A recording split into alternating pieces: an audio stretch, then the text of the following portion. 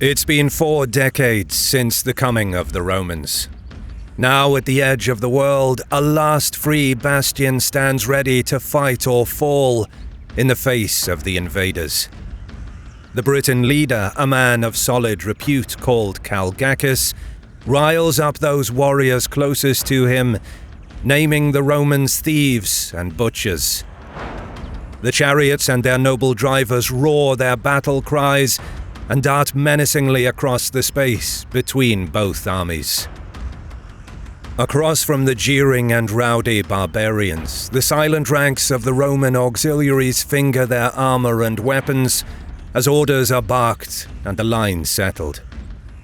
The Roman commander, Agricola, knows that many of these are fierce Batavian and Tungrian warriors, well suited to their barbarian foes, and more than a match for the bold charioteers. A thin smile forms on Agricola's face. Years of hard campaigning were about to reach their bloody climax at a place called Mons Graupius.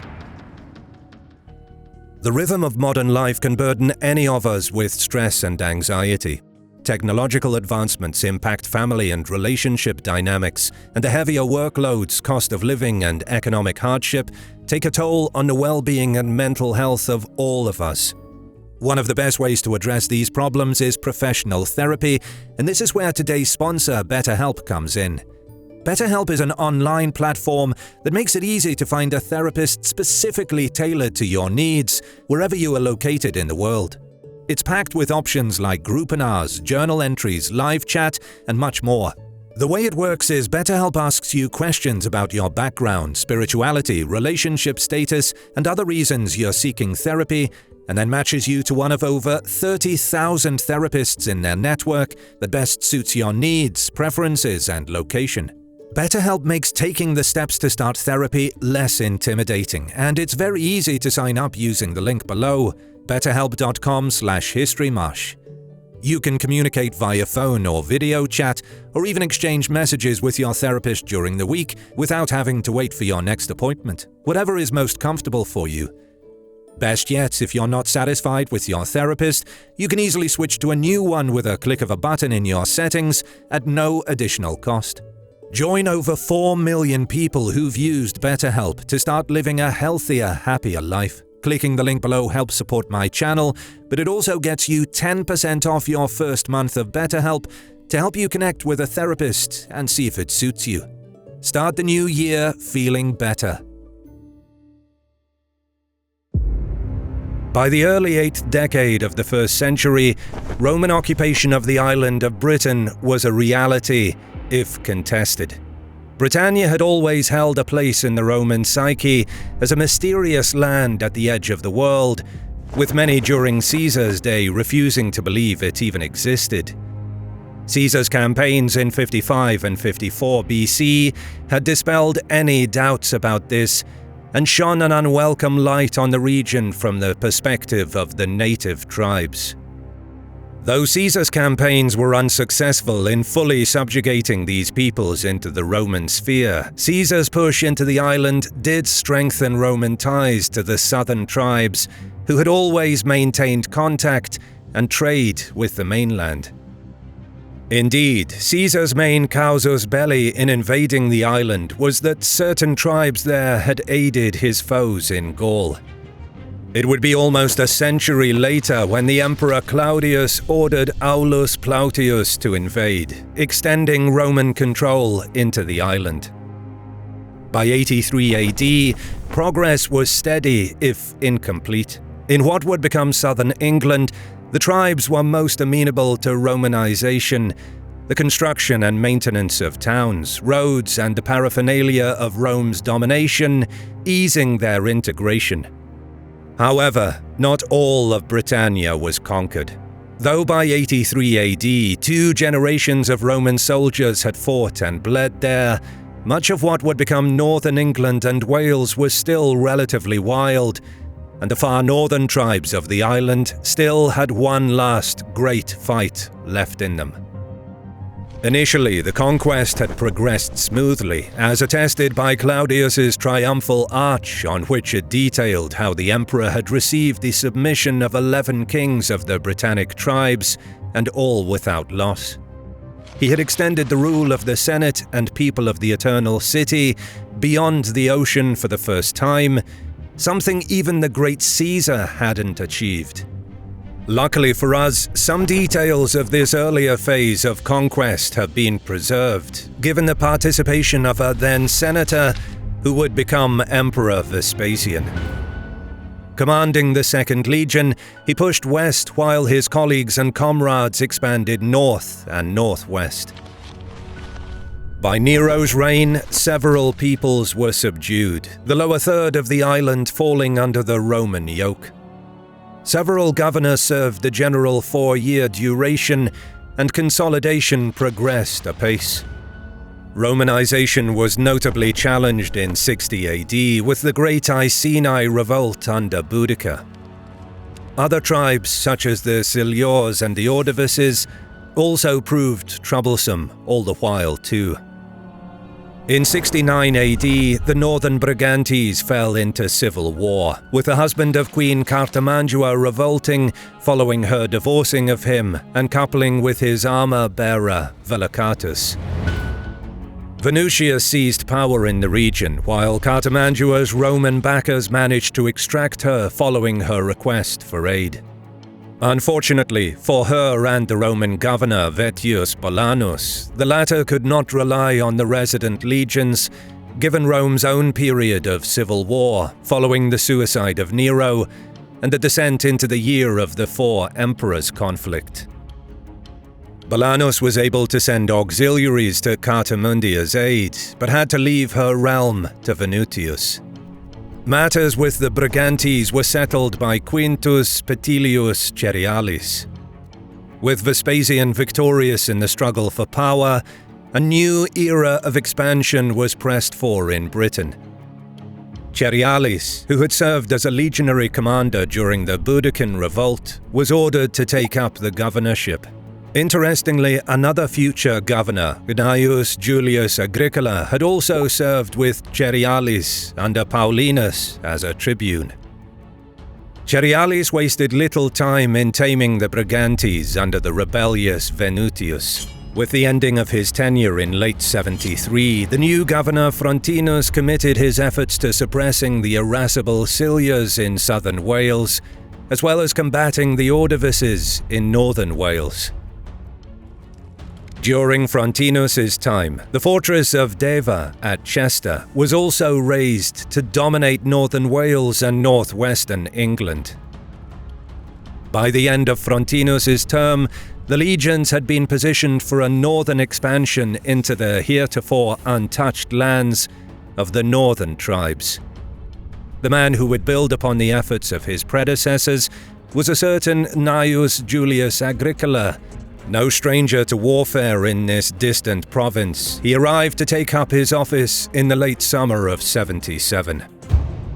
Agricola likely served as suffect consul at some point in 76, and during this period arranged the marriage of his daughter to the man who would become the chief source of his exploits, Tacitus. Following his short term of office, the two were wed, but given the tradition of not wedding before the 13th of June, Agricola likely delayed his departure to Britannia to attend his daughter's wedding, which is why he did not arrive until late summer of 77. With Frontinus's early departure, the legions had sat idle as the campaigning season ebbed away. Agricola initially made his way to Londinium to order his affairs. However, though the Romans had settled into a comfortable summer, Frontinus's old foes in the Ordovices took the opportunity to assault a cavalry regiment within reach. Though Frontinus had, according to Tacitus, brought the warlike Silures to heel, he is notably silent on the fate of their northern counterparts. For Agricola, this intransigence could not go unpunished. However, voices were likely raised concerning the lateness of the campaigning season. The Roman season stretched from March to September, and by this time it was far into September. Undeterred, Agricola elected to teach the Ordovices a brutal lesson. Despite unsuitable weather, the Romans advanced, only for the tribal warriors to withdraw into their hills. Agricola persevered, riding at the head of his men to flush out the enemy. This opening campaign would see the majority of this tribe wiped out. Yet, unwilling to settle for this, Agricola pressed on to the island of Anglesey. Anglesey had famously been invaded by Boudicca's vanquisher, Gaius Suetonius Paulinus, in 60, a battle which had seen the destruction of many Druids in the assault. Though its high mark was behind it, the isle still harboured refugees, and Agricola pursued the remnants of the Ordovices to the place. In 60 AD, Paulinus had assaulted Anglesey with boats. Under Agricola, this proved too time-consuming. With the season already vanishing fast, he likely ordered specialized troops, the Batavians, to swim across and take on the surviving Ordovices. Hailing from their own island in the Rhine Delta, these men had a particular skill in swimming with their weapons and horses without breaking rank, and quickly contacted the enemy. With the Ordovices dealt with, the relieved Romans broke up for their winter quarters. Agricola's early exertions had no doubt demonstrated to both friend and foe that he was not in Britannia to enjoy an idle term of office. Having properly settled in, the next campaigning season saw Agricola focus his wrath on the Brigantes.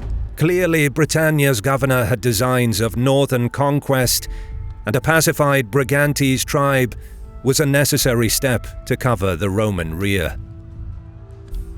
Moving into the area, Agricola was reportedly just as vigorous in his overseeing of his men.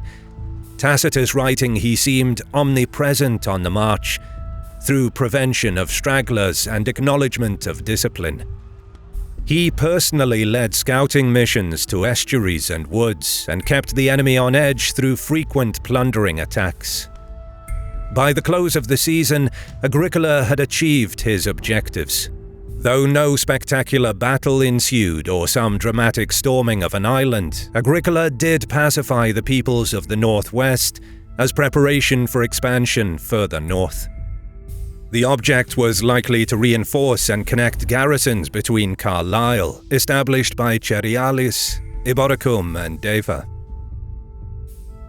The 79 campaigning season saw northward expansion, most likely into the territory of the Dumnonii. Marching in poor weather, it seems Agricola once again compelled obedience from this newly contacted folk. As with their southern cousins, it's probable the Dumnonii similarly submitted hostages to ensure their good behavior. It was around this time that, despite his success, Agricola's momentum was stalled. The old emperor Vespasian had breathed his last, supposedly dying while attempting to rise to his feet, such a death being more befitting of an emperor, according to him. Unlike Vespasian, who favored a Claudian conquest of the rest policy, it seems Titus, his successor, was very much his own man and may have had different ideas concerning Britannia. Whatever the case, Agricola's advance was paused for a time. In 80, whether by imperial decree or simply to wisely consolidate his gains, Agricola spent the season reinforcing the Roman grip over the area.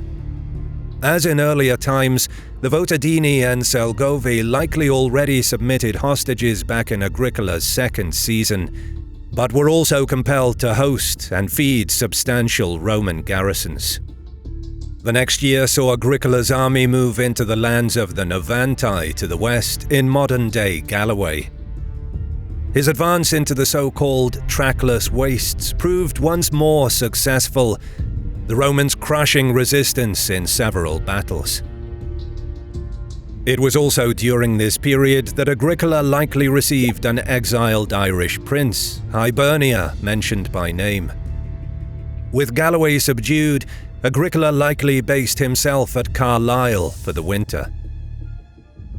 In 82, Agricola was finally poised to move beyond Dumnonii territory. This region had been enclosed by forts, though any push into Caledonian lands was feared to likely provoke a rising and a possible cutting of communications south by a hostile force.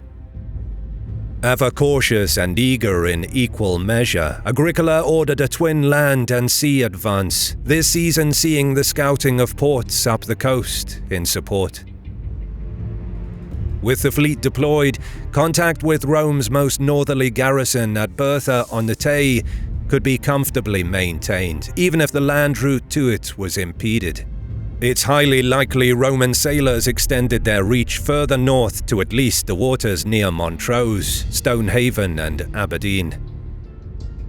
Thus far, we have focused exclusively on the Roman perspective. Ironically, even when considering the Caledonians, we must do so through their enemies' eyes and thoughts.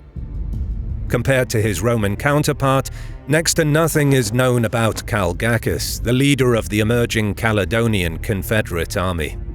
It's possible such a man did not even exist, though it's certain the native warriors must have fell under the leadership of a similar war chief regardless. Tacitus describes the Caledonian leader as extraordinary among his peers in his bravery and noble lineage. Tacitus also has his father-in-law's enemy lament that there are no lands behind us, and even the sea is menaced by the Roman fleet. Though obviously a literary device, the speech still likely sums up the Caledonian perspective. The feeling of a desperate yet brave army under siege at the very edge of the world, still untouched by Roman tyranny. Tacitus goes on, Calgacus declaring, "We, the choice flower of Britannia, have been treasured in her most secret places. Out of sight of subject shores, even our eyes are free from the defilement of tyranny. We, the last men of the earth and the last of the free, have been shielded till today by the very remoteness of our rumoured land. But now the boundary of Britannia is exposed, and everything unknown is valued the more. Beyond us lies no other nation, nothing but waves and rocks and Romans, more deadly still than they, whose arrogance no submission or moderation can elude. Robbery, butchery, rapine, these the liars call empire. They create desolation and call it peace." Bold words to be sure, and even if these particular ones are fictitious, perhaps Tacitus did somewhat capture the spirit of Agricola's enemies, who ominously gathered some 30,000 strong to confront the invaders. If Calgacus indeed led the Caledonians, he was likely a formidable warrior. The name itself suitably means swordsman. Feeling besieged by the Roman juggernaut pressing in from both land and sea, the Caledonian warband struck the northernmost forts. Such a bold series of attacks convinced some in Agricola's circle to advise withdrawal back to the Fourth Estuary. Instead, the Roman general divided his army in three to advance north and ensure himself against flanking by the enemy. This mirrored the Caledonian boldness, given Agricola likely did not know the true numbers of his foes, and indeed one of his legions almost met with disaster. Massing against the 9th Legion in its camp, the Caledonians seized the opportunity in a night attack. The 9th was particularly under strength, with many caught off guard or asleep. Luckily, Agricola was kept abreast of enemy movements by his scouts and pressed the quickest of his horse and infantry units to the site of battle. Falling on the Caledonian rear, the game was quickly up, and even given the great crush of bodies in the gateway of the camp, most of the Caledonian warriors cut their way to freedom, melting back into the night. This encounter only whetted the appetite of Agricola's men for a battle to confirm Rome's conquest in the region. Tacitus is stingy on any information concerning the winter of 82, though it's reasonable to assume Agricola's garrisons within the northern forts remained vigilant. Given archaeological evidence of Roman marching camps, Agricola marched deep into modern Moray and Aberdeenshire. By this stage, Calgacus and the northern tribes had to face the inevitability of battle if they were to cast the invaders out of their lands.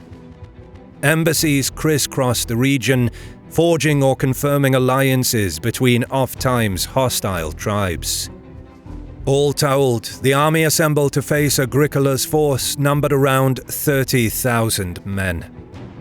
Their mustering at Mons Graupius was certainly a practicality dictated by circumstances. The tribesmen needed a central location at which to gather. The distinctive high ground was easily identifiable by the more far-flung tribes who gathered for the fight. Finally, the area needed to be sufficiently flat to enable deployment of the chariots, which Calgacus and his fellow chieftains hoped would cleave a trail of blood through the Roman ranks. Though the exact site of battle is a matter of debate, the location of Beneki is a reasonable contender. Arriving at the battlefield, the Roman forces numbered 8,000 auxiliary infantry with 5,000 supporting cavalry. Though the exact numbers of Agricola's legionary infantry is unknown, we can be fairly sure it approximated the auxiliary numbers, bringing Roman numbers to around 21,000. As was customary, Agricola stood before his assembled host and delivered a speech. Of course, one must be moderately skeptical of such orations, given the difficulty of addressing such a large body of men at once, or even being sufficiently heard by even a portion of them. However, Tacitus relates that Agricola indeed buoyed up at least some of his already eager men with a few choice words. It is now the 7th year, fellow soldiers, that, under the auspices of the Roman Empire, through bravery and loyal service, you have been conquering Britain. We have surpassed the limits reached by earlier legates and previous armies, and the furthest point of Britain is no longer a matter of report or rumour, for we hold it with camps and with arms. Britain has been discovered and subjugated. Whether or not his words were fully heard, his speech did result in an infectious scream of eagerness as his warriors seized their arms. Issuing from Durno camp, it would be the auxiliaries who would taste the first blood of battle.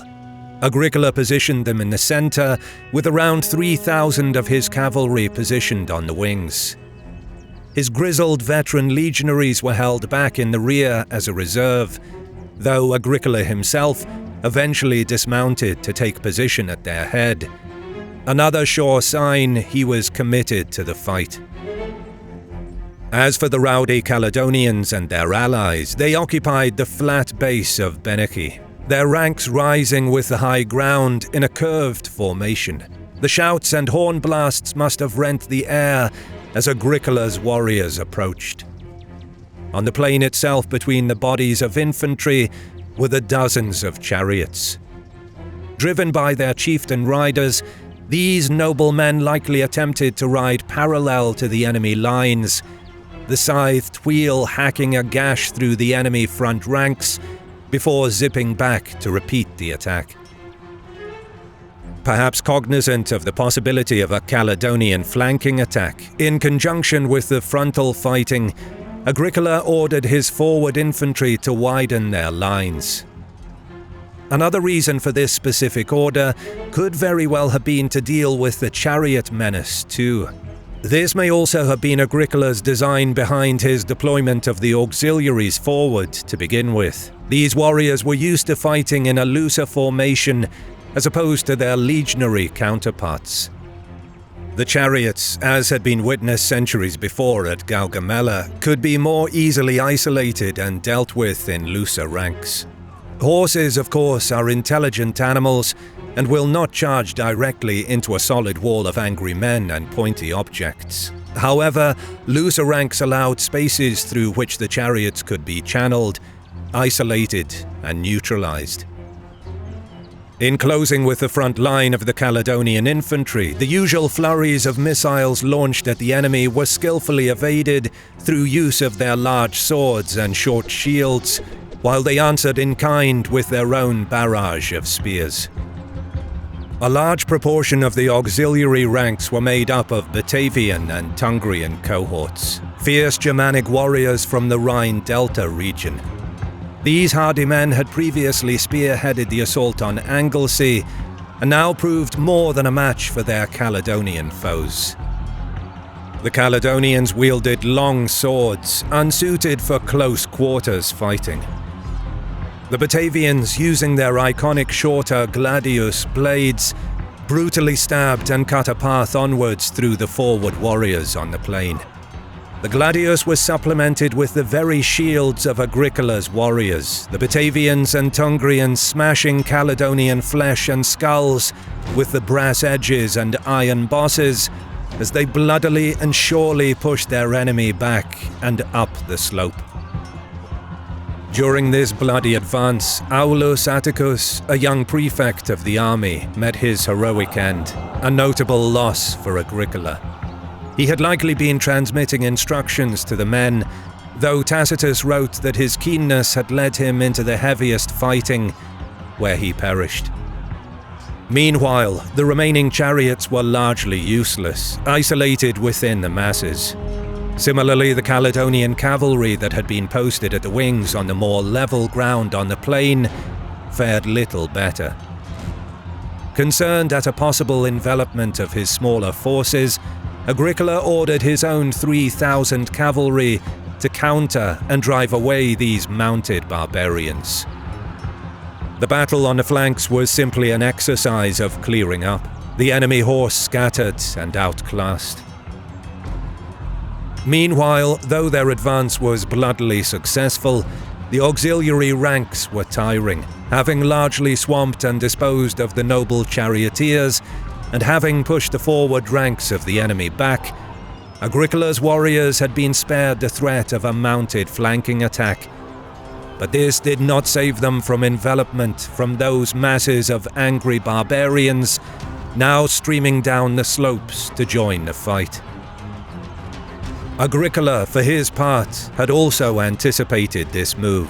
3,000 of his cavalry had been deployed forward, but it was now that he released the remaining reserve force of cavalry. Charging to counter the advancing Caledonians, this encounter, mirroring the rout of their inferior cavalry, was similarly a one-sided affair. Unlike the noble cream of their charioteers, or the fiercest warriors of their forward lines, these fresher entrants to the fighting were badly armed and armoured lesser folk, who now faced the wrath of an equally fresh and determined cavalry assault. Despite their bravery, the inevitable rout of the enemy main body spurred Agricola himself to mount his steed and join in the concluding hunt of fugitives from the field.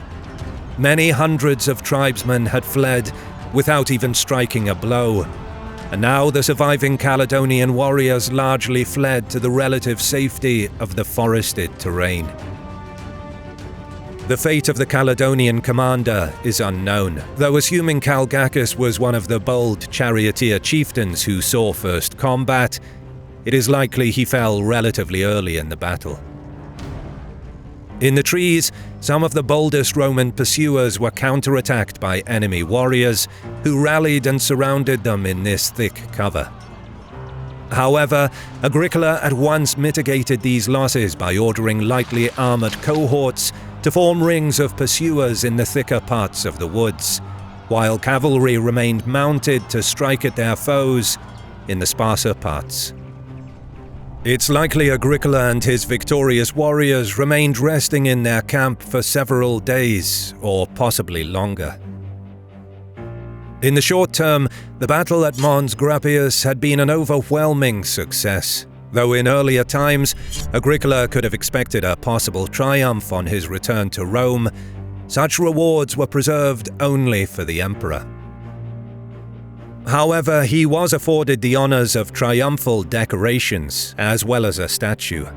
Though undoubtedly devastating in the short term for the native peoples of the region, Agricola's victories did not result in a permanent occupation of Britannia's northernmost lands.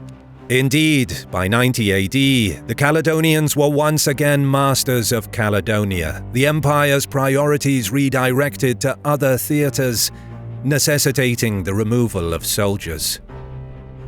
The Roman frontier was largely set by the reign of Hadrian, though the more northerly Antonine Wall was eventually built and maintained. The free peoples resisted, and this frontier was ultimately abandoned. Though many more expeditions would be launched into ancient Scotland, including the campaigns of Septimus Severus and Constantius, the descendants of the fallen at Mons Graupius ultimately remained proud and unconquered. If you stayed around this far, thank you for watching. Don't forget to subscribe and leave a comment as a sacrifice to the algorithm.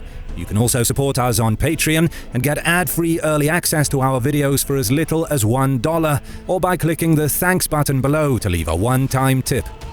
As always, we'll see you in the next one.